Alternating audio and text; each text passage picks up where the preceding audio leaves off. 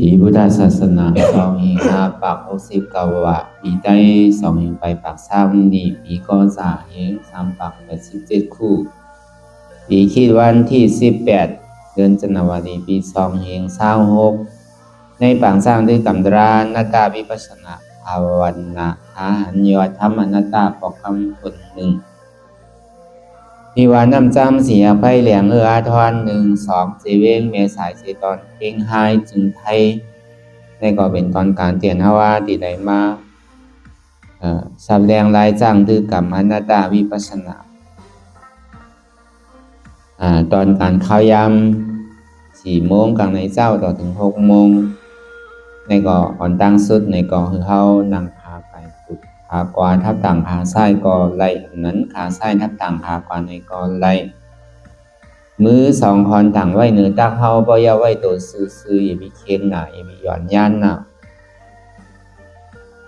บ่อย่าในที่เฮารับหูเนึกเปิดตัวอย่างปิญญาทอมือเฮาใส่ดีเอาอีนี้จ้างคือกับน้ำรับตาเนอบัดญาณปิญญาอยากด้วยที่มันนอวิญญาณหัดใส่เตียนเฮาผู้นั้นอันใดเสียนอันเตียนมันพูดบ่เกิดขึ้นเป็นมานั่นนี่ก็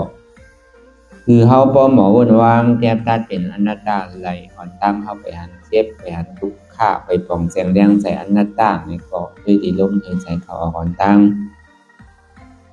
เคยใส่เขายาวๆเคยใส่ออกยาวๆเคยใส่เขาลึกๆเคยใส่ออกลึกเขาเกิดออกตายเขาเป็นออกลูกฟองเกิดอยากตายไหนแสดงว่าเฮาตัวหลอกหลายๆแก่เฮามีญาณตั้งหันใจญาณตั้งวนสิใส่สะพอที่มันนำอุปเปิงไหลเอาตั้งแต่จิ้วโหต่อไปตินในพ้นผีพ้นเหลินพ้นวันมาต่อถึงพองยามมือเหลียวนั่น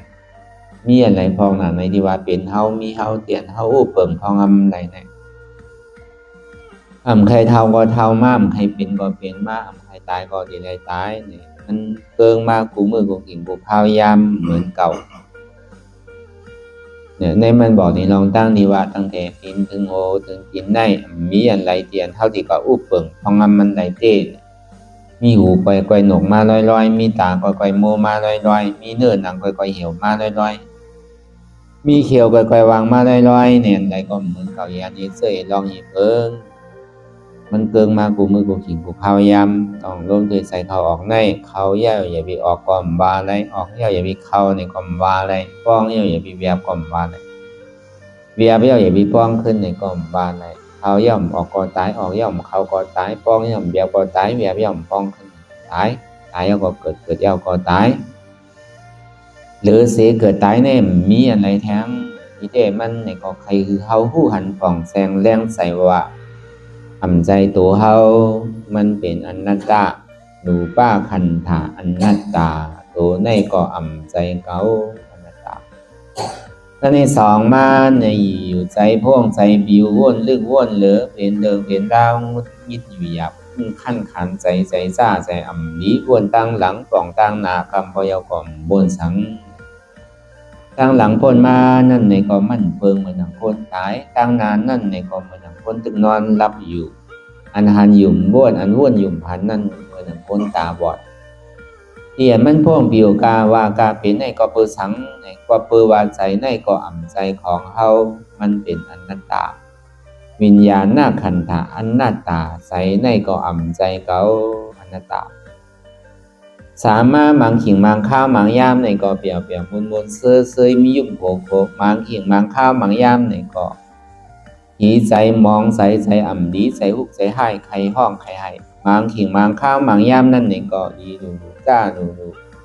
เวลาธรรมดาของโลกล้อก้านั่นในมันไหลลองซ้อมนำมันกูทุกขะมันเจ็บสุขะอันนำธรรมดาของโลกล้อก้านั่นห้องวสารคัดโลกล้อก้านั่น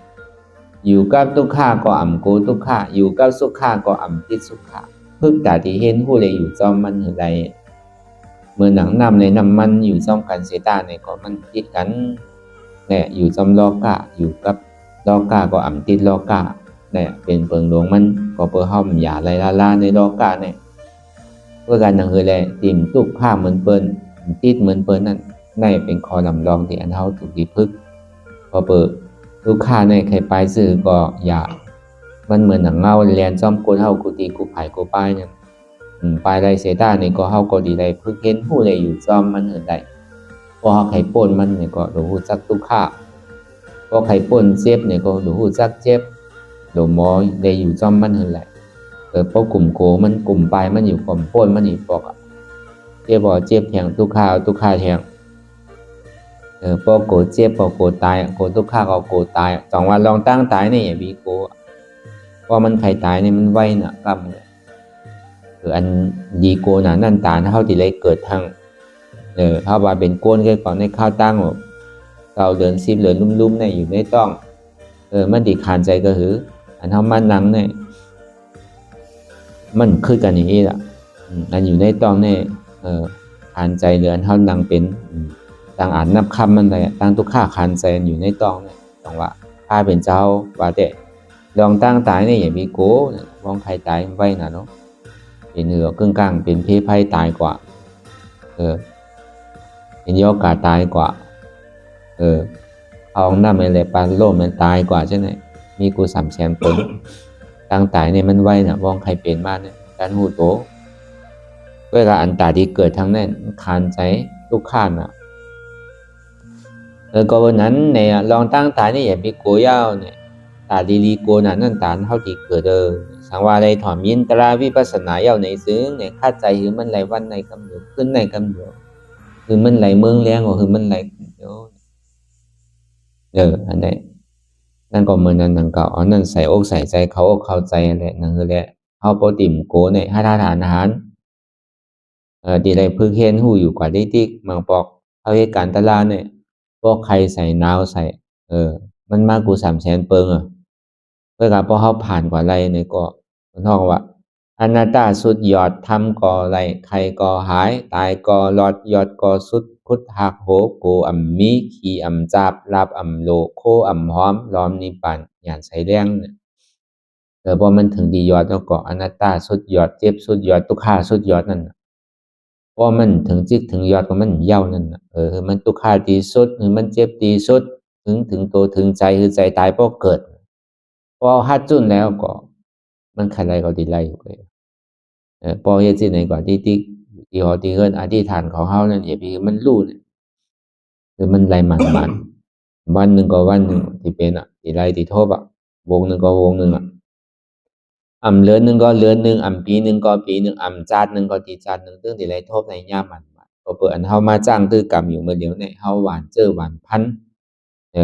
เพราะใครไรเนี่ยก็เพราะเฮ็ดเต้ก็ไรหนึ่งก็เพราะเฮาตัวตอนเนี่ยเฮ็ดไก่จ้างของที่ก็ได้เข้าที่ก็มันก็ที่กันขำแล้วล่ะกิเลสก็อะไรก่อยแปดเฮามาวนตัวในวันหนึ่งมี24ชั่วโมงเนี่ยพอเฮาเฮ็ดตัวตอนเหลือมันได้ก็เฮาก็เป้มันอยู่พอเฮาเฮ็ดเหลือเสียใน24ชั่วโมงเนี่ยพอเฮาป่นเหลือกว่า12ชั่วโมง13 14ชั่วโมงต่อวันหนึ่งใน1วันเนี่ยสัง3วันเนี่ยสังไวๆก็3วันนำเลยนั่นก็5วันนำเลยนั่นทางก็7วันสิไรนั่นก็อธิษฐานที่นั่นก็มอไรนั่นก็พอมันคืนที่ติ๊กแหละถอยแต่ถึงที่หาในภาวะศาสตร์ในกำเนียววงในก็ดีไรเดินในก็ดีไรปีในดีไรกำเดียวมันมีคู่ลายมันอยู่น่ะที่โปรบุญที่เขาเขียนไว้ในปับลิงตั้งเลื่อนเข้าสู่นิพพานนั่นพวกคะแนนบางตลาผูตลาในภาวะศาสตร์ในซึ้งอธิษฐานวันเลย4ปอกเลย2ชั่วโมงยาวทำเป็น8ชั่วโมงเฮ็ดกว่าทัดกัน7วันป้อมไปไล่ตัวตอนขึ้นทาง2อาทิตย์วันละอยู่10ชั่วโมงนั่นได้2อาทิตย์นั่นเอาว่า2ชั่วโมงก็1โมงถึง4โมงมันติดตัวตอนเหมือนกลางวันเนี่ยนั่นก็8โมงถึง6โมงถึง9โมงได้สังเฮ็ดที่ไหนกว่า2วงป้อมไปไล่คืนทาง14ชั่วโมง12ชั่วโมงที่เต้ได้มันโดดโตที่เพราะเอาไล่ไว้ที่เจ้าชายามโทบมาได้ก็พวกมือ3วันในเฮ็ดมันเพราะว่าวันทนสีหรือคืนนี้เดียวครับเนี่ยเพราะว่า3วันนี้มันตึกเจ็บปวดเจ็บมันสุดๆปกติปลายก็ปลายเหมือนนั่นติก้านก็ใครก้านเหมือนนั่นเวทนาเนี่ยมันมาหมดมันตั้นวนโด ทุกวนร้านตั้นวนหอวนเฮิรนตั้นวนตั้งกาตั้งขายสังอะมาหมดเพราะ3 วันเนี่ยไข่ก้านก็ก้นไข่ก้านก็ก้านมือข้าวยำนั่นมันมากูเจอกู300,000เปิงเจ็บก็เจ็บไหลเจอไหลลองมันเข้ามันหลันเข้ามานั่นเวลาพอผ่านหลายวันทน3 ทน4ก็มันเหือมันบานบ่เป็นนั้นเนี่ยมือเจ้าฉาตัวทบมาได้ก็เลยเพราะว่าวันทน4มาก็คืนก็ได้คืนกลางวันคืนกลางคืนเฮายำนัง2มื้อนั้นพอเฮาอ่านว่าดีปอจอมเพิ่นเนี่ยก็เฮาก็สิได้นั่งตั้งแต่นาฬิ12กลางวันพอ3 วัน3 โมงมาก็ปอจอมเพิ่นนั้นก็เฮาสินั่งมื้อ5 โมงพอถึง8 โมงมาปอจอมเพิ่นนี่ก็แล้วน่ะ10 ชั่วโมงนั้นก็เฮาไคโตตอนกว่านั่งมื้อเพิ่นพอถึงกลางวันมานี่เฮาขึ้นถึง4 โมงกลางคืนมานี่เฮาขึ้นถึง9 โมงนี่ก็ไรน่ะวันหนึ่งแล้วน่ะ10 ชั่วโมงเวลากลางในเจ้าในตัวทบเจ้าฉาได้ก็เฮ็ดหมันๆเหมือนเปิ้นนั่งเก่าเหมือนเฮานั่งมื้อเดียว4 โมงต่อถึง6 โมงก็เฮ็ดเหมือนเปิ้นก็เบอตั้งใหม่อันว่านี่มันจังหวะเลยเพราะกลางในเจ้ามาเฮาซำดีว่าเฮาได้กินสังโยกำต้องใส่ดีขาแล้วมันท่านหมอถางเป็นจังนั้นน่ะเฮาได้กินโอ้โกมันมีแฮงน่ะกลางวันมันเป็นข้าวยามเปิ้นลูกกินข้าวนี่ก็กำนำเต็มบ่โตตอนมื้อข้าวยามกลางในเช้าและกลางวันนี่ก็เฮ็ดมันๆเวลาบ่ไหว้วันกว่าเหย้าในซื้อนี่มันบ่ได้ไม่ใจอันนั้นน้ำเนี่ยอาบผมเปียงข้าวนี่บางปองนี่พอเฮาเฮ็ดการตลาดก่อนนี่เฮาถามว่าก็ได้กินข้าวในโกมีแฮงนี่เฮาจังเป็นจังนั้นเพราะเพิ่นต่อยเองต่อยซ้ำมันโกเพิ่นมองเฮาจังนี้มันก็เป็นต้องตั้งอันคำใจไว้กระทบsocialได้ก็กำนำได้ก็เฮ็ดกลางวัน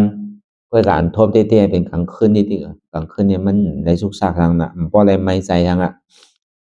ทีไรอาบน้ำก็ไม่ใจอันน่ะอาบไว้เอาโลดแต่ก็เบิ่นนั้นกำนำนี่ทบมื้อกลางคืนน่ะอันนั้นได้เฮาคันนั่งถึงมื้อแลงก็ไรน่ะกลางคืนเนี่ยเฮาว่าเพราะเฮาอ่านตั้งแต่6 โมงนี่ก็เท่ากับปอจอมเปิ้นมื้ออัน6 โมงเช้านี่ก็ไรเดียวโดนน่ะ11 12 ชั่วโมงตัวทบแต่พอวันทน4เนี่ยก็หวัง10 ชั่วโมงเวลาบ่วันทน5นี่ติได้ยอมนะติได้เฮ็ดเหมือนเก่า10 ชั่วโมงเวลาบ่เหลือก็เป็นซังเพราะมันเหลือกว่าปอกได้4 ชั่วโมง4 ชั่วโมงมันสิเป็นอยู่เออ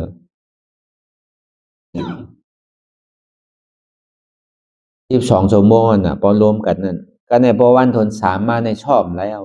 พอยามนั่ง4 ชั่วโมงหึงไหล4 ชั่วโมงขึ้นน่ะ4 นาทีขึ้นพอวันทน3มันน่ะติ่มไหลยอม4 นาทีพอเฮายามไหลปอกเวลามือเฮานั่งนั้นเฮาก็ฮู้เฮายามนั่งเข้ายามไหลอันเฮาโตเข้ายามไหลพอเฮาโตเข้ายามกลางวันนี่ก็เฮาก็เฮ็ดจ้อมขึ้นกลางวันกลางคืนก็ซ้ำสิได้เฮ็ดจ้อมกลางคืนพอก็เฮ็ดจับลายมันก็หำไหลหนังเก่าอันฐานนี่ก็มันซ้ำโดได้ลือหนังเก่าเออจังว่าเบิ่งข้าวยามเหมือนเปิ้นวางไว้ใน4 ปองนั้นเฮาโดได้เข้าหมัดๆเฮาให้ปอจ้อมเปิ้นก็เป็นสังมื้อนั้นเฮาตีลูกจ้านนางเอาตั้งแต่1 โมงนี่แหละกลางวันนี่เฮาสิกลับปอมื้อนั้นนี่8 โมงกลางค่ำนี่ก็แล้วน่ะอันนี้มันผิดเปิงในปรับเปิงเฮาคันนั่งป่นกว่าก็เป็นหยังมื้อข้าวยามเปิ้นนั่งเฮาสิได้นั่งซ้อมมันแต่ว่ามื้อข้าวยามเปิ้นนั่งเฮาซ้ำการนอนนี่มื้อข้าวยามเปิ้นนอนเฮามานั่งห้ำถูกมันขัดเปิ้นแปลจองว่าอันใดก็อย่าคือมันตัวเจ้าเก่าเฮ็ดมันก็หึงร้อนแล้วอย่าว่าปักเปิงเตียนเพิ่นวางไว้นี่ก็อย่าไปผิดจอมนั่นน่ะกำนำที่เจ้าชาติได้เฮ็ดมาได้สู่ตารางมานี่ก็เฮ็ดจอมที่ไหนมาเฮ็ดสินั้นบางปอกรใน12กลางวันนางสิอ่านคือมันเหย้ามื้อ8 โมงกลางค่ำเฮาว่า12 1 2 3 4 5 6 7 8ได้8 ชั่วโมงนั่นน่ะเฮาซ้ำขึ้นมารวมๆด้วยว่า1 วันนี่เฮานั่งหลายกว่าก็คือมื้อนั้นนี่ตีเจส่วนมาได้2 ชั่วโมงนี่หึงมันๆเพราะมันเหลือกว่าเป็นนำเมียเฮาพอเฮ็ดจั่งใดพอวันมื้อนั้น10 ชั่วโมงพอมื้อผู้เขาดีขึ้น12 ชั่วโมงมื้อฮื้อดีขึ้น14 ชั่วโมงนี่น่ะมื้อหนึ่งดีขึ้นอยู่16 ชั่วโมงจั่งใดก็มันเดกขึ้นหาติดๆก็สิยอมเนี่ยมันไหลเป่งเนี่ยมันเป็นสังพอพยายามนั่ง14ก็หึงได้14พอพยายามนั่งเอาตั้งแต่4 ชั่วโมงถัดกันแล้วนี่ก็เฮาสิได้โต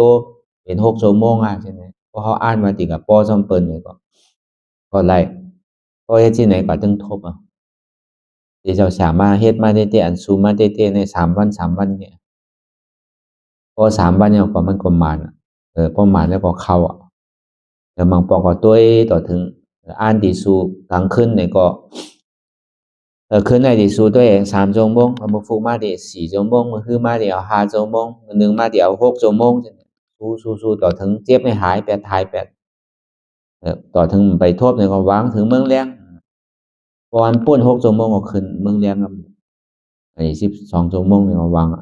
พอเบิ่งแรงเนี่ยก็เอาตั้งแต่6 โมงถึงกลางในเจ้า6 โมงก็ค่อยป้อนเพราะว่า12 ชั่วโมงเนี่ย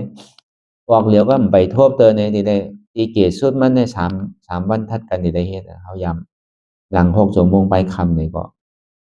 ต่อถึงเมืองแรงเนี่ยก็บ่เมืองภูมิมาที่ได้เฮ็ดเหมือนเก่าเมืองฮือมาที่ได้เฮ็ดเหมือนเก่าเฮ็ดได้บอกทัดกันก็มันถึงฮู้คำเดียวแต่ละเนี่ยพอมันขลายมากล้ามก็มันใจโดนดัง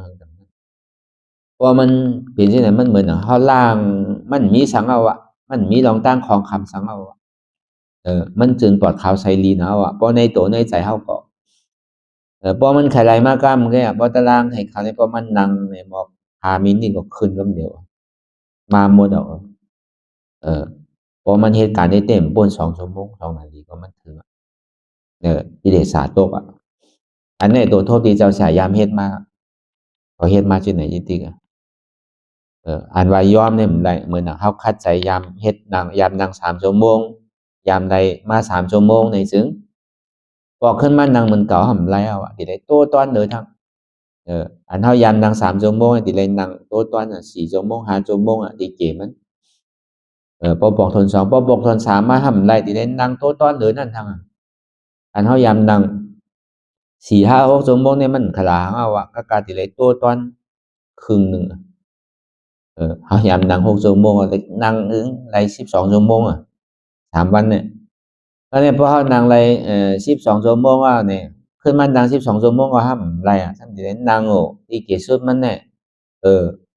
20 ชั่วโมง24 ชั่วโมงที่ได้นั่งถึงวันถึงคืน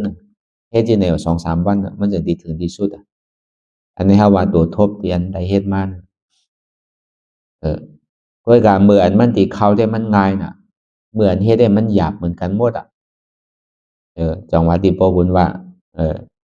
หยาบง่ายหยาบ2ง่าย2นั่นหยาบ2นี่คือในอันจานเฮาที่เป็นพุทธศาสนาเนี่ยที่เข้าเป็นอริยะเนี่ยมันหยาบนามันง่ายๆมันหยาบนาก็เปิดสังฆาไปยามเฮ็ดนั่นเฮาก็ครูนั่นที่เต้ก็บ่มาว่าเต้มันหยาบนั่นก็มันสิได้เอาอัตตาที่วิจิกิจฉา2ตัวในตกนั่นได้ว่ามันหยาบด้วยการมืออันเฮ็ดเนี่ยมันหยาบแต่โจติไรก็ติไรจุนเต้จุนนานนั่นก็อันเฮาติดจับกับไว้กูซื้อกู300,000เปิงนั่นติได้พอข้าวยามนั้นมันติตายเต้แล้วก็ฮัดตายก็ฮัดไรกำเดียวเหมือนเฮาที่คำฝั่งนั้นอันนี้ก็เป็นอันหยาบหนึ่งก็เนี่ยง่าย2อันว่านั่นมือไรให้มันง่ายมือเฮ็ดได้หยาบอันเฮายามนั่ง3 ชั่วโมงมันไรสิได้ตัวตอนเฮานั่งยามโยโย่ก็แลสิได้นั่งมหาปริญญานั่งให้มันสูงเนี่ยมันจะดีเฮ็ดไรสิได้เฮ็ดมันตีเกียรติสุดมันก็เฮายามนั่ง3 ชั่วโมงบ้านเนี่ยสิได้นั่ง6 ชั่วโมงเนี่ยสิได้ใกล้ๆนั่ง3 วันทัดกันพอเป็นนั้นมาเนี่ยเมื่อดีไรมาเนี่ยมันตันหูตัวกำได้ตันหูสังเพราะว่าเมื่อก่อนตั้งเนี่ยมันยังดีเลยสู้เวทนาลงก็ดีเลยลูกพอลูกในยุคแลนนามก็ยังไรก็เดียวว่าลูกเป็นสังนามเป็นสังเข้ากับที่เป็นอุเบกขานางซื่อก็มหันเจ็บก็มหาลอกไล่มันเนี่ยมหันเจ็บนางก็เจ็บเย็นเนี่ย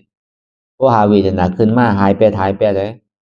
ก้อยกาเขาหลุดเลยหัวใจเขาเนี่ยย่ำไปเปิงเนี่ยมันไปเป็นมากเป็นผูดเวทนามันลูกคือก็ยาวเพราะใจยังตึงเหมือนเก่านั่นปองเวทนามันลูกมันบางปอกเวทนาอีตอ่อนรู้มีเวทนาลงเนี่ยเพราะมันรู้ตัวทบเจ้าเข้ามาเนี่ย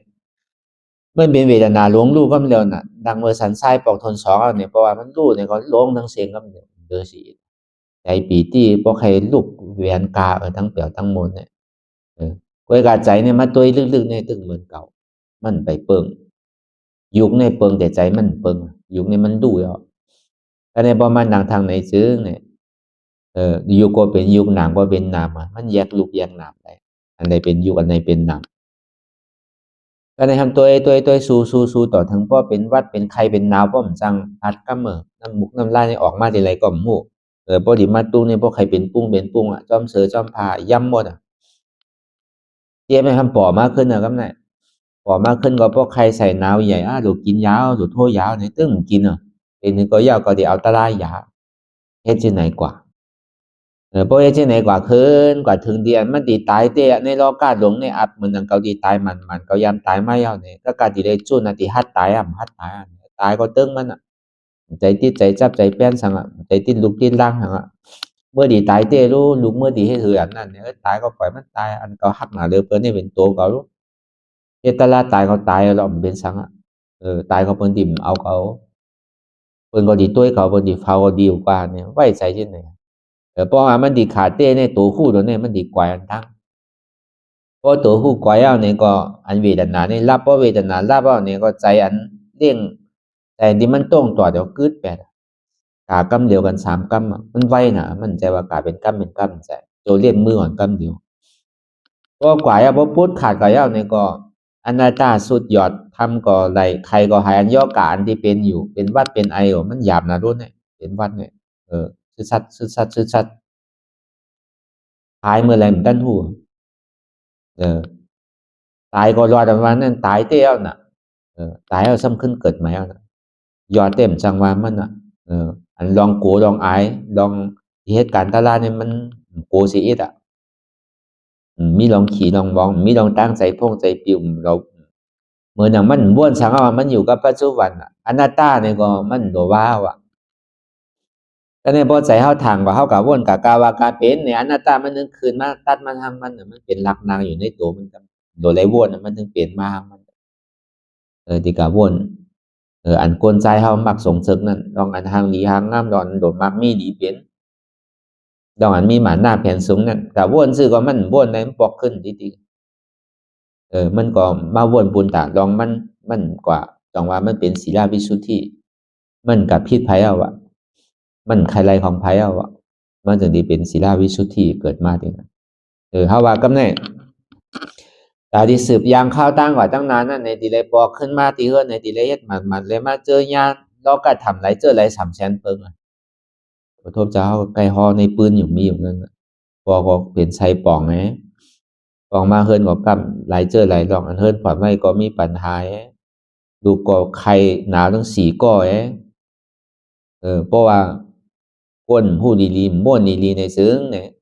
มันดีว่าอารมณ์เก่ากับเหตุการณ์ดีเพราะแต่ในให้ยังห้ามอันใดก็เป็นอันไม่ใจกับมดเนี่ยมันเอาอิ่มเปียแต่ป้อมทบตาล่ามเนี่ยตาล่าเนี่ยอันนั้นห้ามมีลองตั้งตุ้มเตอร์สั่งไว้ใจดีๆงามๆไปเลยเอาตาลาสอนตัวสอนใจมันกล้าห้ามสอนเปิดทางอันนี้เฮาว่าดีไรตัวทบมาเราลาดนี่กันก็ในวัยนั้นปอกมาเฮือนทางเนี่ยเฮายามนั่ง2เนี่ยนั่งซื้อก็ป้นนั่งกว่าหายกว่าที่ๆธรรมดาเฮาอยู่โยๆเนี่ยก็มันก็เป็นทางมันบ่มีลองตั้งของคำใจอย่างเข้ามาเนี่ยก็บ่เย็นไปได้เย็นไปได้สังขารตั้งวนอันที่เฮาวนกว่าสืบกว่าตั้งนานอันที่เฮ็ดที่สร้างอันใครใครเป็นก็มีใจใครเป็นพอใจที่ตัวเจ้าเก่ามีตั้งหลังมีหยังซื่อเนี่ยก็ใครสืบวนยาวกว่ามันถึงเป็นออโตเมติกของมันด้วยการซ้ำนี่แหละมานั่งเนี่ยหรือเก่าทางอันเฮายามนั่ง2เนี่ยก็สิได้โต3เฮ็ดมันวันได้2ปอกตามในเจ้าได้คำอาการนั้นเพราะว่าถึงขิงขายข้าวยามโดนนางตะลาเนี่ยก็ปิกพัดตัวครับอยากครับสั่งก็เอาตะลาเป็นเปิงลงให้ที่ไหนกว่าเฮ็ดกว่าให้มามกับตีอยู่ในอุเบกขานั่นเนี่ยในข้าวตั้งอยู่6เดือนเฮ็ดกล่าวพอตัวมันเจ็บเฮายักยาวก็ยิงยักยิงเรียกยิงยักยิงเรียกก็เพิ่งนั่งมหาบาลีในข้าวตั้ง3ชั่วโมงนั่งโยๆก็มันเจ็บเอาแหละนั่ง3ชั่วโมงก็เฮ็ดที่ไหนกว่าถึงเปิดค่อนข้างทนสอนมากก็ทางอะไรเฮ็ดลีที่ปิยพรนั่นนั่นก็ต่อสู้ทั้งวันเพราะว่า3วันหมาเหย้านี่ก็วันทนสีก็เอาแบบนั้น3นาฬิ12ทั้งวันนั่งต่อถึง8โมงเฮ็ดที่ไหน3วันทัดกันสุดปักสุดเปิงเอาแห้งก็หมดเอาปล่อยมันนี่ก็เนาะมันก็บ่คันใดก็เปียงมันก็เฮ็ดเตะเอาแห้งกำลังหมดเอา เขาก็เฮ็ดหมานจ้อมเปิ้นอยู่เขาก็ใจหย่อนย่านตั้งคัดใจเปิ้นนั่งก็คือก็เขานั่งไรข้าวยามเปิ้นนั่งเขาก็นั่งข้าวยามเปิ้นป้อเขาก็ป้อจ้อมเปิ้นเขาคัดเปิ้นเปิ้นก็ป้อเขาให้ตัวตอนนี่ก็เอา12ต่อถึง8โมงเฮ็ดสินั่นข้าวตั้ง3วันคือเด็กก็เนาะนี่ก็พอมาคือมาเฮ้อใส่กำหนึ่งก็ต้อเตเอาโหมาหมอนที่หมักที่นอนแกบอก1มินิสิไหนแกพอเป็นนั้นก็เหมือนหนังมันใครพายเบาเนี่ยก็เอาเปิงกว่าใช้เนี่ยมันกันหูตัวไว้น่ะเพราะมันใครเปลี่ยนมาเป็นสิก็ในไหวเสียนั่นมาเนี่ยซ้ำสืบเฮ็ดทางกว่าที่เฮือนในสังใกล้เมื่อที่ทำในสังต่อถึงกว่าที่ทำมันอันนี้ก็เฮายามเรามาลองพื้นซ้ำคัดใจเฮ็ดแต่เฮ็ดหนาซ้ำขึ้นในล่างขึ้นในกลางแกนเฮาได้เฮ็ดการจอมหอจอมเมือนเหตุการณ์ไปมามีเหตุการณ์เลี้ยงลูกเลี้ยงล่างเลี้ยงพี่เลี้ยงน้องใช่ไหมเนี่ยซ้ำขึ้นในซ้ายขึ้นล่างขึ้นล่างขึ้นล่างขึ้นลู่เป็นลายปอกกันพอถึงเมื่อดีทำกว่าอันเฮายามพ่อนั่นเข้ากับในต้องไหมมันลันเข้ากับในต้องไหมทำขึ้นล่างออกก็นะทำในนั่งมหาปารีนะก็ในอันเฮายามนั่ง8 ชั่วโมงก็ขลางออกก็ในซ้ำพึกตีเฮิรนในข้าวตั้ง4 ชั่วโมง5 ชั่วโมง6 ชั่วโมง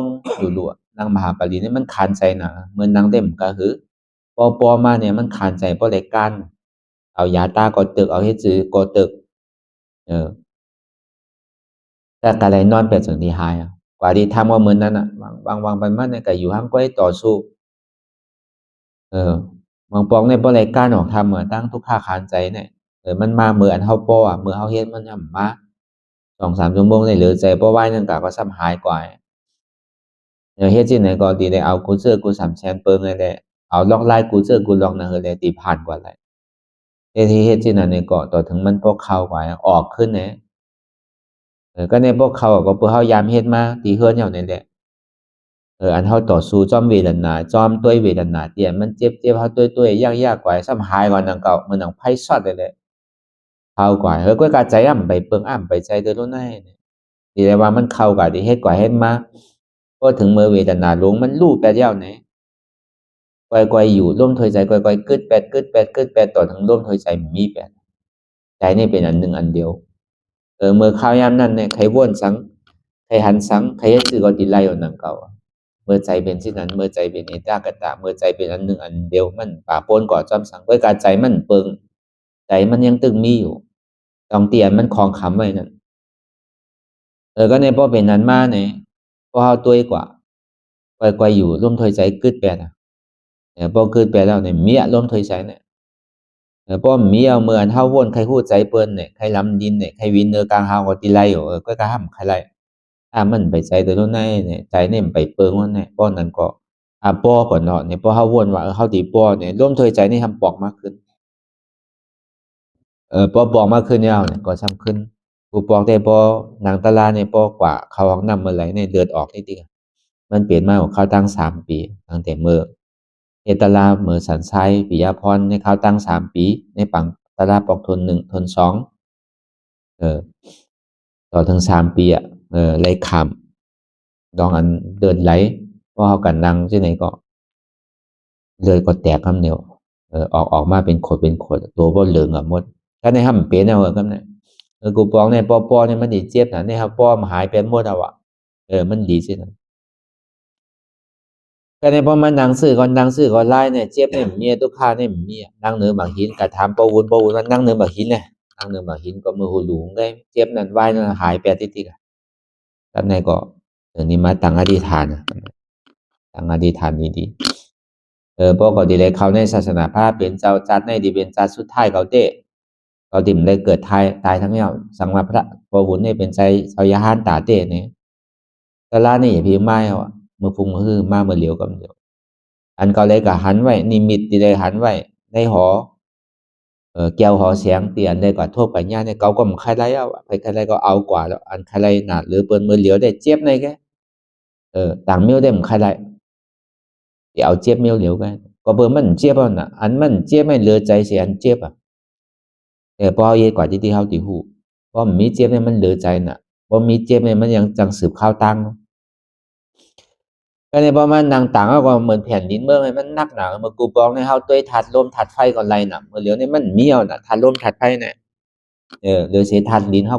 ถัดดินก็เนี่ยเพราะมันนางมันนักกำเนียวเมื่อนังแผ่นดินเมืองหลวงเมืองนังโลกกำผาลงมาเตียงไว้ถอยใจก็บ่มใครไรพวกใครห้องใครแต่นั้นเฮาก็ผ่าน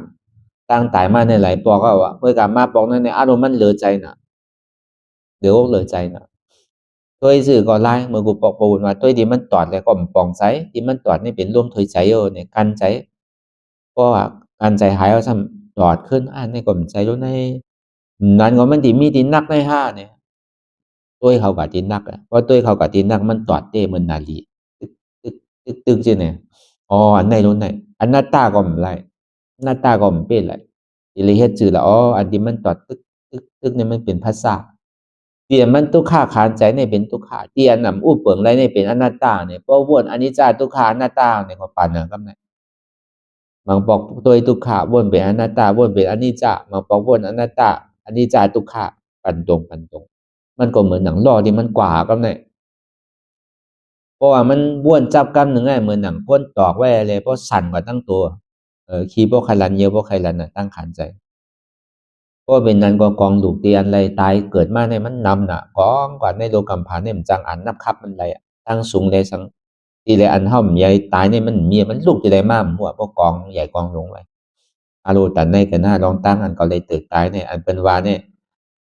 เขาก็ถอดมาที่นั้นแกมันไปตุ้มเตอร์ว่ามันก่อมพวกใครหยุ่มดีเอาอันนี้ได้เป็นเตโรไนเนี่ยเอาอิ่มโคไปนะป้นนั้นได้เกาติมตายทั้งเอาเกาติคัดใจคือมันป้นในภาวะจัดเนี่ยด้วยกับดิกะก็ด้วยกับมันก็เหตุการณ์บอกกับสองจงพวกเอาแตกไปก็แตกไปแล้วก็ลันออกกว่าดีผ่าดีเนี่ยขึ้นมาสั่นตังเหมือนหนังเพิ่นปั้มหัวใจเนี่ยเหมือนก้นตายกว่าเดี๋ยวเพิ่นเอาอันปั้มมันตังแหงมันทีเต้มันแหงเหลือนั่นอันตามันดีมาประหารกิเลสนั่นในธรรมในพอดีแตกหมดพอดีคือว่าอันเครื่องประหารมันคืออันตาที่ผ่าซับตัดกิเลสนั่นเหมือนหนังนาโอกเนี่ยมันกว่าทั้งไรว่าปั้มไปเนี่ยพอจอดตัวทำหมดตังแหงมันร่มถอยใจเอาออกมาสื่อก่อมหัวมันก็เหตุการณ์ทั้งมันแล้วพอเป็นน้ำมันจะได้แตกเพราะมันหลันตีผ่าตีเนาะสั่นขึ้นมาตั้งเหนือเอาก็แตกที่หน้าอกนั่นก็เนี่ยมันก็โดยได้วนช่างอนัตตาที่กับเนี่ยมันจะนีมาตอนหนึ่งเป็นถาดลมเพราะถาดลมเหตุการณ์เสียงเอาเนี่ยก็มันก็แตกขึ้นที่ผ่าตีนขึ้นมาตั้งเหนือแตกที่หน้าอกก็ในปองทนสามารถเนี่ยก็เป็นถาดไฟพอไม้เอากัดเอาไม้พอไม้ก็ไม้หนาพอกัดก็ตัดน้ำเคียงก็เนี่ยขึ้นปอกขึ้นหันโตเจ้าเก่ายามเป็นผู้ยิ่งนำเลยเสเป็นผู้ใจยามเป็นเมียเป็นไหนแค่นอีเมอร์ก็ในอาโลตันในตันเดินเนี่ยมันดีเป็นว่าในแต่ที่เกิดทางในดีเป็นซ้ำว่าอะไรว่าในก็มันเป็นยิ่งให้สุกซากอันเนี่ยเขาทำอย่างว่าเขาเป็นผู้ชายที่ติดเนี่ยใจรู้ในเนี่ยเอาอิ่มโกไปเด้อก็ในก็เป็นนั้นแล้วก็เอาไพ่เนี่ยมันหายไปกัดอันไม่หนาอันเดือดนั่นนะเย็นไปเนี่ยก็ใจเนี่ยเปิงไปแล้วเหมือนเก่าน่ะก็ในเมียน่ะผู้หญิงผู้ชายนะอย่างอันตรายเป็นอะไรผู้หญิงผู้ชายที่ไหนสัตวาก็มีก้นก็มีอย่างนั้นคือเสียงถึงหมดกูเจอกูร้องให้เป็นยุคหนามหมดนั่นเขาก็ไปพูดไปบอกวายเสียงนั้นมันรู้กว่าเนี่ยเมื่อเท่ายามทบแรมยาตลาดที่ไหนมามันปอกขึ้นมาขึ้นตั้งแต่เมื่อหูหลวงเงามันเป็นซื่อมันดูดีไหลกวายดีไหลเมื่อปอกทนสองมาซ้ำเป็นหือรู้ดีไหลกวายดีไหลเนี่ยมันขึ้นหันขึ้นหมดก็ในพอมาทัดสางตัวในถาดหินนำลมไพ่ในปากปูนเนี่ยมันกวายกับ75ปูนก็อยู่25ปูนอันนี้เขาว่าอันหยาบหนานั่นมันเป็นที่นั่นจังว่าหยาบสองง่ายสองอันง่ายสองอันว่าเนี่ยมันอันเจ็บแก้นตรงตอนนี้ซานในทาดินน้ำลมไพ่ก็ใจการแล้วเดี๋ยวทาดินน้ำลมไพ่เฮตตาลาก็มเฮ็ดไรต่อถึงพ่อสุญญาตาเนี่ยก็มเฮ็ดไรทีไรด้วยตัวคู่ด้วยอันคู่อันเดียวกันที่เอาปึงอิงเลยเสียอันเจ็บแก้นตรงตอนนี้ซานในเฮตตาลากว่าเหมือนเฮาเฮ็ดที่ไหนมันไรที่ได้เอาอันคู่กันที่ไรจับตัวคู่อันเนือนเดียวกันตัวคู่เนี่ยก็ง่ายๆหยาบหนังเขาเพราะว่าอยู่จำก้นนำในสังโดยมีการนำในสังโดยซ้อนนำในสังเนี่ยมันทบอะไรหนังกับตัวหู้เนี่ยมันละเอียดนะตัวหู้เนี่ยนั่นเป็นตัวกิเลสศาสตร์อันถูกตีเย่าถูกตีทิ้งสิ้นแปลแล้วมันจะดีเป็นซาอุปาติชาตินี่ปั่นไรมันจะดีเป็นอาสาวะเนี่ยมันถึงสิมดสุดเสียงเกียงไรกว่าอันนี้เขาว่าง่ายสองหยาบสองอันหยาบสองเนี่ยแต่ที่เป็นพุทธศาสนาที่เขาเป็นซอดาปัน แต่ที่เป็นสกิจกรรมเย้าที่เขาเป็นอนาคามมันนี่ก็เป็นหยาบเตะๆด้วยการง่ายสองนี่ก็ถ้าแต่ป่านนี้เขาเป็นสกิจกรรมเนี่ยเบอร์ตัดมันง่ายๆอันเฮ็ดมันต้องดีหยาบดิ๊กๆอ่ะมันต้องดีคัดใจตัวตอนหรือเก่าดิ๊กๆเนี่ยมันจึงดีถึงได้เออนี่เขาว่ามาเราลาดเนกันกะเขาว่าเพื่อก็อย่าไปโกนังเก่าใจว่าเปิ้นทบยาตลาดก็ว่าเปิ้นเนี่ยหนังแบบง่ายๆมันใจนังเก่าที่ได้คัดใจเลยเก่าเพื่อกะเหมือนหนังกะโกนกับคุดเสียงอะไรมันยาเสียงเอาน่ะเนาะมันต้องอยู่มามันมีทางเสียงนั่นเหมือนหนังโกนยามคามกุนนั่นน่ะกุนนำน่ะได้กุนกะหม้อค่าในสังมันก็ยามคามโป้นเอาดูมันก็อยู่มากุนตั้งนานมันถึงสิมีทางในภาวะค่านั้นก็เนี่ยพอมันฮอดถึงกุนป้นภาวะค่าเอาสำนี้ได้คามอยู่มีหม้อค่า ก็ในบ่คามป่นมีหมอคามมันได้คามกว่าอวิสาหมอคามมันก็อยู่มามันมีกุลมันจะได้ฮัดคามลองตั้งหยาบได้ก็มันตึงดีหยาบลองตั้งคัดใจก็ซ้ำดีได้ตัวต้นเหเก่าในกลางเกตีอันเฮาในการตลาดตีอันเฮาเฮ็ดเฮาสร้างกูเจอกูสำแสนเปิงนั่นสิได้ล่างเอาล่างทางนี้พอมันจึนปลอดขาวใสมามันมีหยังมานิจามมีหยังไม่ใจเอาเนี่ยมันจังได้เข้ามาเข้าผลนั่นอันนี้ก็เฮาว่าเป็นตอนสอนเตียนเฮาว่าตีได้ตัวทบตีได้จ้างตื้อกรรมกว่าพอเบอร์มันมีเต้เป็นเต้นี่แหละเฮาก็มาเล่าลานนี้กันเออแล้วเฮาก็สิเป็นแรงตัวแรงใจกว่าวันตามื้อน่ะติ่มลงตู่ลืมคิงสิได้เอากว่าใจตื้อเมื่อเฮาอยู่หออยู่เฮิรนได้สังพอเฮามีตื้อต่างข้าวยามเนี่ยก็เฮาโดหาข้าวยามอะอยู่ๆเฮาสิไปคือเพิ่นมาหาเฮานี่มันง่ายๆบางมื้อก็พอเฮาคันแล้วเฮาโดก็หาเพิ่นศาลาเนี่ยเหมือนอย่างเมื่อปอวุญเฮาอยู่ได้มันเจ้าอยู่ที่ใดเฮากว่าหาอ่อนเงินกว่าหาอ่อนเงินกว่าจ้างอันเฮาเป็นธรรมะมีสวยกันเนี่ยก็อ่อนกันมาเปิดปังตลาดที่เฮิรนไผเฮิรนมันพอในหว่าเนี่ยก็วันศีล14 15ได้สัง7ค่ำ8ค่ำได้สังเนี่ยก็มาเปิดเมื่อเจ้าเสียตึกเป็นโกในอ่อนโหเปิ้นอยู่เนี่ยเฮาก็เฮ็ดจั่งใดเปลี่ยนกว่าเฮิรนได้เปลี่ยนกว่าเฮิรนน่ะปอก็มาเฮิรนปีพอกลางปอก็เฮิรนที่ผาค่ำบางปอก็เฮิรนที่เอ่อที่ห้วยแขกบางปอก็มาเฮิรนคล้ายกับคล้ายมานิดเดียวเอออุ่นเครื่องไว้เฉยๆนั่นน่ะอยู่หลายแหละอยู่ๆแล้วมันสิได้มาง่ายๆมันใจหนังเก่าสิได้คาใจเฮ็ดกว่ามันๆค้านพ้องเฮ็ดพ้องนี่มันและบ่จอมใจว่าได้ก็มันตึงข้างตะลาวติๆอะพอใกล้เฮ็ดอยู่ก็มันก็จำนิพพานเพราะเบิ่งกิเลสหานี่มันจูงใจเฮาไว้กูผายกูปายแล้วก็เบิ่งเฮาเฮ็ดกันไปมั่งมีหลีเป็นเนี่ยมันผิดเนี่ยมันมีมันถึงผิดอะ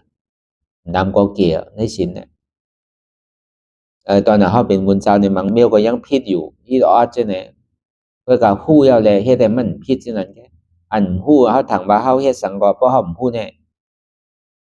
ผิดนี่มันใจแค่นผิดหรืออันคนฮู้อะเหมือนหมากหินโหยเนื้อมันมีไฟลุกไว้อะพอเราต่อยตั้งนอกได้ก็เป็นหมากหินเด้เพื่อกันในมันนี่ร้อนไว้เราบ่ฮู้เพราะเราก็ยับเอาไม้นั้นพอมันฮู้แล้วเนี่ยก็กลายส่ำสิไลยับอยู่ก็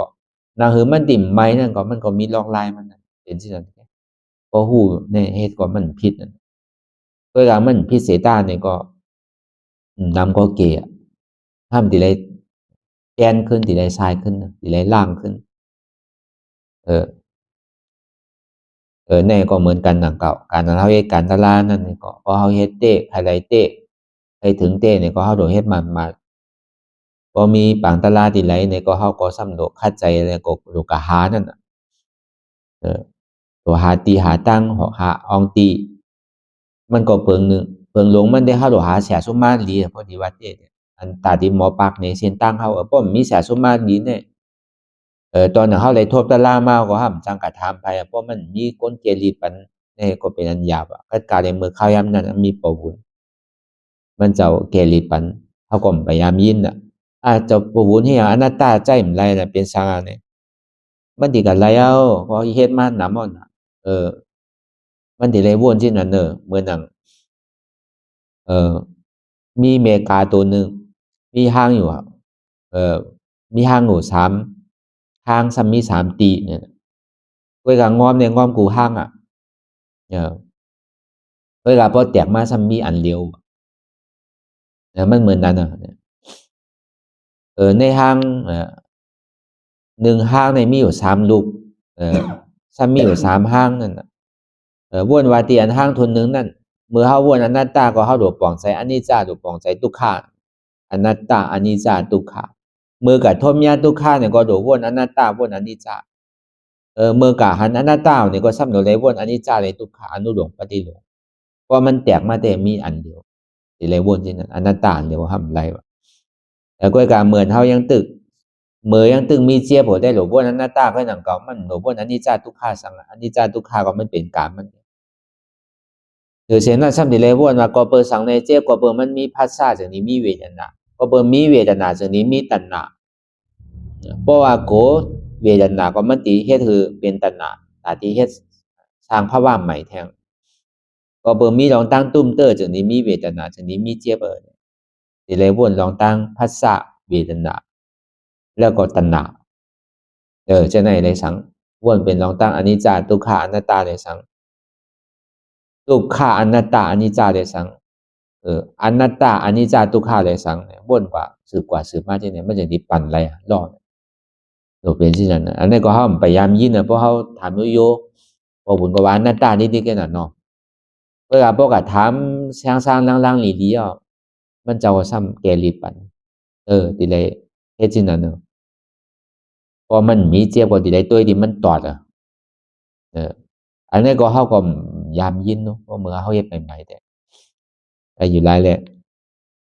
พอใครรู้ปัญญาตั้งหมอได้เขาหลุดด้วยตัวเขาใจเขาก่อนเขาสู้งอกกระหือพอเมื่อเขาย่ำไปสู้แล้วเขาก็ถามว่ามันทุลางเขาหู้ตัวหู้ใจเขาดีๆเขาเฮ็ดไรเตอก็ถามว่ามันมีตั้งหู้ตั้งหมอสังการเขาที่ถามเสียซุมมาได้เพราะเขากว่าไรล่าเขาที่เลยเฮ็ดจื้อเนี่ยเขาดีเมื่อทำจองว่าอย่าไปเสียลายทั้งจองว่าพอมือมันเจ็บในตุกขาหรืออันมีเจ็บอันนี้ก็เป็นตอนสอนอันตาดีคือเขาบ่เฮ็ดเป็นแห้งตัวแห้งใสก็เบอร์นั้นถึงนี้กำเนิดสุดมายาวเนี่ยพระเป็นเจ้าเฮาที่เข้าสวนมหาค่ำกว่ายาวเนี่ยก็อันเฮาถูกดีลงลืมกวนเฮาเนี่ยพอตายเฮาซ้ำอ่อนกันกว่าปังสกุลานั่นอันนี้ซ้ำเป็นตะลาลีเนาะก็ว่าพอเฮามาวนทัดสางเป็นเรียนเฮาเลยสร้างตึกกรรมตะลานอนิจจาวดาสังขาระอุปาตาวายธรรมมิโนอุปจิตวานิโรสันติเตสังวุปสัมโมสุขโขทุกขาวดาสังขาระอุปาตาวายธรรมมิโนอุปจิตวานิโรสันติเตสังวุปสัมโมสุขโขอนัตตาวดาสังขาระอุปาตาวายธรรมมิโนอุปจิตวานิโรสันติเตสังวุปสัมโมสุขโขอนิจจาวดาสังขาระสังขาระเนี่ยมันกึมแหลกลายค่ายกว่าอยู่ที่อุปาตาวายธรรมมิโนก็เปิมีใจอุปตันกิเลสหายเลยใจติดใจจับใจเปลี่ยนอยู่เลยมันจะดีเปลี่ยนมาเจอหนังไหน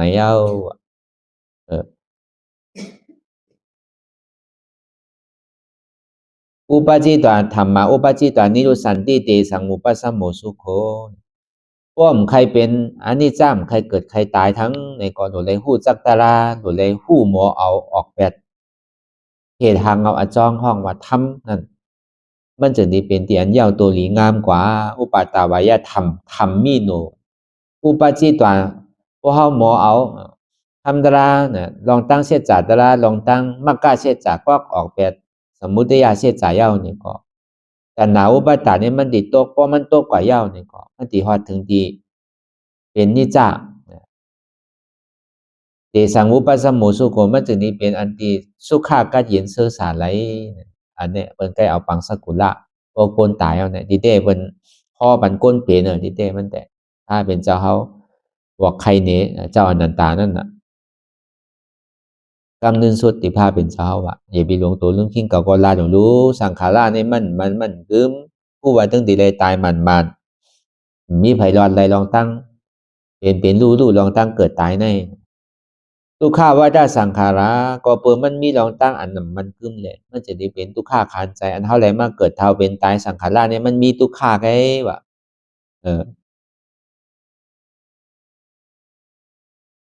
อุปาตาวายธรรมมิโนย้อนเบอร์สังแลมันมีทุกข้าย้อนเบอร์ว่ามีอุปาทานมีตัณหาห้ามอะไรทุกข้าเวทนาสงเจอสุขาเวทนามันจะมีตัณหาอุปาทาน ทำมา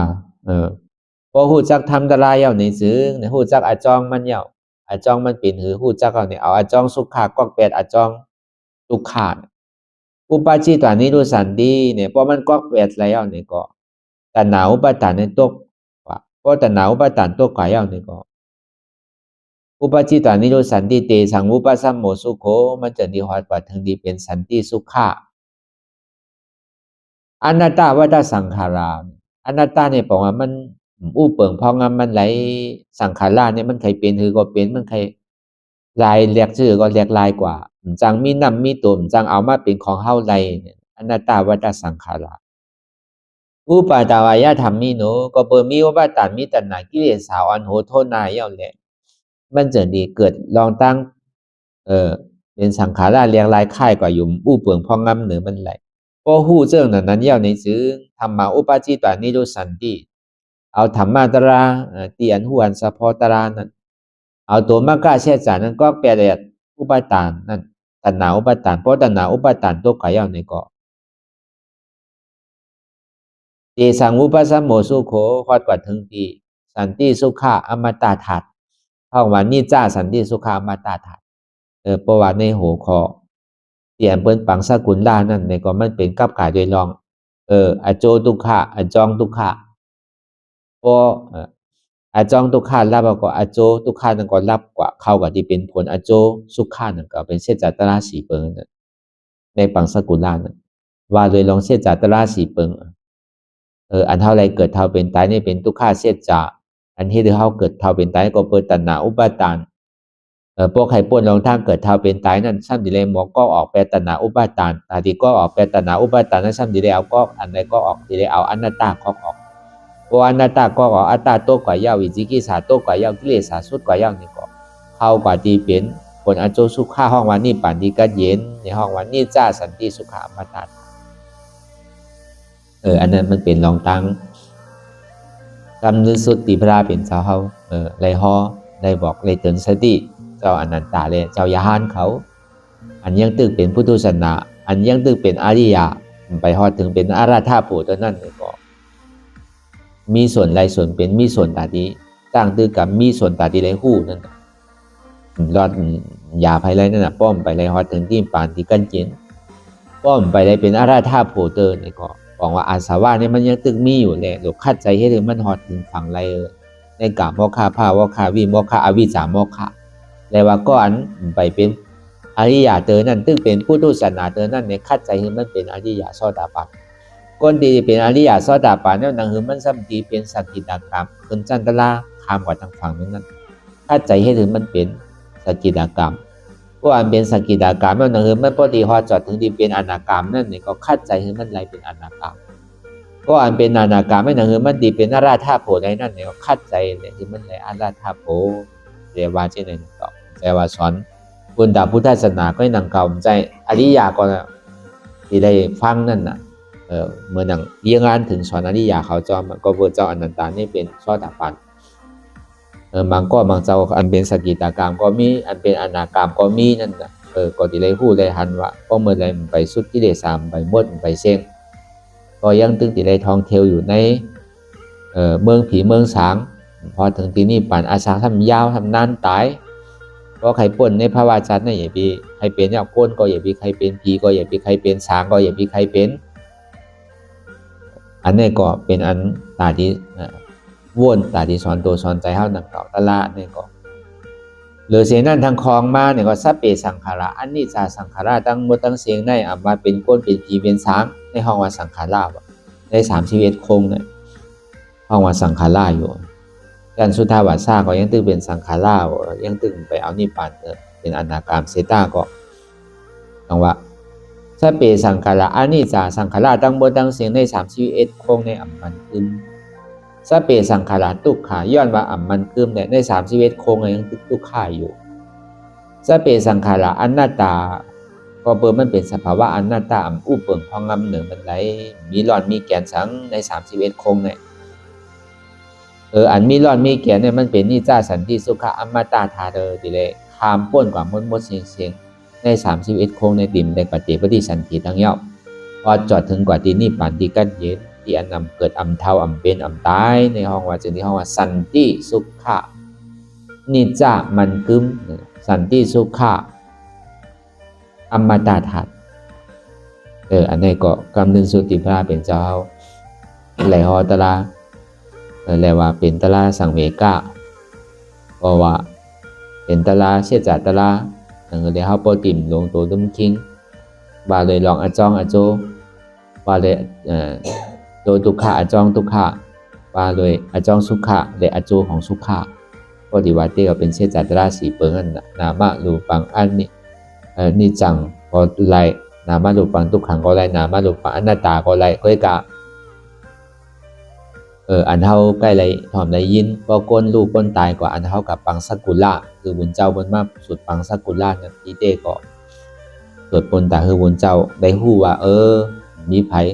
ในหลงรอกาหลงในอันติรอดตั้งตายไรอันติรอดตั้งทุกข้าไรเนี่ยเดือเสพระเป็นเจ้าเขาก็ห้ามรอดไรนังเก่าก็กะพระเป็นเจ้าเขายาหันตาเขาได้เพราะตายแล้วมันเกิดนั่นมันเปิงสินะพวกในหลงรอกาหลงเนี่ยเพราะตายเขาทีไรเกิดอีเลสังโกนในสังอาริยาเขาได้สังก็อาริยาในเปิ้นเกิดตายแล้วก็มันคืนมันลงมันหลีที่ไหนอาริยาก็ตายแล้วมันปอกขึ้นตั้งหลังมันก็ตายแล้วก็คืนที่เตี้ยอยู่ในเมืองผีเปี่ยวในเมืองผีโดยเฉพาะกับเปี่ยวในเมืองสางของเจ้าเองก็นั่นเป็นก้อนคืนได้ห้าวกรรมดีแก่เนี่ยกรรมอันนั้นดีในตึงมาห้าทางเอามันก็เมียดเลยเสียอันพุทธศาสนาก็ห้าว่าเพราะเป็นอริยาก็เปิ้นนั้นคือเขาป้อในป่องแจงแรงใจไว้เพราะเปิ้นตายมาในเปิ้นใกล้สวดล้นเนาะอันนี้จะว่าจะสังขาราอุปาตวายธรรมิโนอุปจิตวานิโรสันติเตสังอุปสัมโมสุขโขทุกขาว่าจะสังขาราอุปาตวายธรรมิโนอุปจิตวานิโรสันติเตสังอุปสัมโมสุขโขอนัตตาว่าจะสังขาราอุปาตวายธรรมิโนอุปจิตวานิโรสันติเตสังอุปสัมโมสุขโขที่เต็มเป็นตลาลีนะเมื่อกูบอกเตก็เขาพอเขาจ้างตลาดเขาก็พูดหนังเก่าพอมาวนทัดสางด้วยนี่เป็นตลาดเสียจ่าแล้วแน่เขาก็ห้ามหูเขาแต่ก็กับปังสกุลของที่มือกูปอกได้ห้ามหูที่ปอกมันอันนี้ก็คือเขาป้อหูไว้เขาได้ทบได้ยากกันกูก้อนเขามีปอมีเมฆเขามีปีมีน้องอันที่ได้รู้ได้ตายก่อนนั้นอันนี้ก็เขาใกล้ยินเจ้าสังขาเขาเป็นใกล้มาปังสกุลของนั้นก็เพราะนั้นในธรรมมีในก็คือเฮาบ่หันทุกขะทำใจในก็คือเฮาบ่ฮู้ว่าทุกขะในเป็นอนัตตาธรรมมีหันเจ็บทำใจฮู้ว่าเจ็บในเป็นอนัตตาธรรมมีหันว่าใจโหเก่าใจขาเก่าใจมือเก่าใจโตเก่าใจเก่าใจเจ็บเก่าทำใจฮู้ว่ามันเป็นอนัตตาธรรมมีหันเจ็บยานโต้งตอนเนสานสันไว้คมไตไม่กระดอนแข็งสู้ถึงจับยาจิ้มหยอกเป็นดุทำใจหัวเจ็บแกนต้องตอนนี้สานสันไว้คมไต่ไม่กระดอนแข็งสู้ดุมจับยายจึงอย่าเป็นดูในเป็นอนัตตาได้ก็เขาวนยาว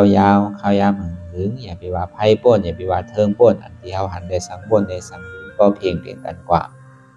วนต่อถึงเจ็บนั่นพอสุดวนต่อถึงทุกขานั่นพอสุดตัดต่อถึงอัตตานั่นพอตกพุทธขาดกว่าในที่มันพุทธพอเกิดขึ้นเป็นมานั่นในเกาะคือเขาพอหมอวนวางแทบตัดเป็นอนัตตาไร